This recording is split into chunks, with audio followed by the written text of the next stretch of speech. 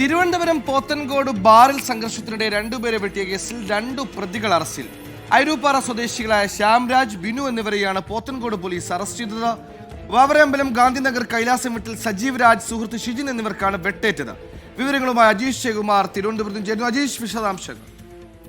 സുഹേലെ, കഴിഞ്ഞ ഞായറാഴ്ച രാത്രി പോത്തങ്കോട് ജംഗ്ഷന് സമീപത്തെ ബാറിലായിരുന്നു സംഭവം. രാത്രി 8 മണിയോടെ ബാറിലെത്തിയ സജീവും സുഹൃത്തുക്കളായ ഷിജിൻ, മഹേഷ് എന്നിവരും മദ്യപിക്കുന്നതിനിടെ തൊട്ടടുത്ത ടേബിളിലുണ്ടായിരുന്ന 4 അംഗ സംഘവുമായി വാക്കുതർക്കവും ഉണ്ടാവുകയായിരുന്നു. തുടർന്ന് കയ്യേറ്റവും ഉണ്ടായി. തുടർന്ന് ഈ ശ്യാംരാജും സുഹൃത്തായ ബിനുവും ചേർന്ന് കയ്യിൽ കരുതിയിരുന്ന വെട്ടുകത്തി കൊണ്ട് സജീവിനെയും ഷിജിനെയും തലയിലും മുഖത്തും വെട്ടി പരിക്കേൽപ്പിക്കുകയായിരുന്നു. അക്രമത്തിൽ ഈ പ്രതികൾക്കും പരിക്കേറ്റിട്ടുണ്ടായിരുന്നു. ഗുരുതരമായി പരിക്കേറ്റ ഇരുവരെയും തിരുവനന്തപുരം മെഡിക്കൽ കോളേജ് ആശുപത്രിയിൽ പ്രവേശിച്ചു. ഇവർ ഇപ്പോഴും ചികിത്സയിലാണ്. മർദ്ദനത്തിൽ പരിക്കേറ്റ മഹേഷ് സ്വകാര്യ ആശുപത്രിയിലാണ്. സംഭവശേഷം ഒളിവിൽ പോയ പ്രതികളെ ഇന്നലെ രാത്രിയാണ് പോലീസ് പിടികൂടിയത്. ഇവരെ കോടതിയിൽ ഹാജരാക്കി റിമാൻഡ് ചെയ്തു. ശരി, അജീഷ് ജയകുമാറാണ് വാർത്തയുടെ വിശദാംശങ്ങൾ നൽകിയത്.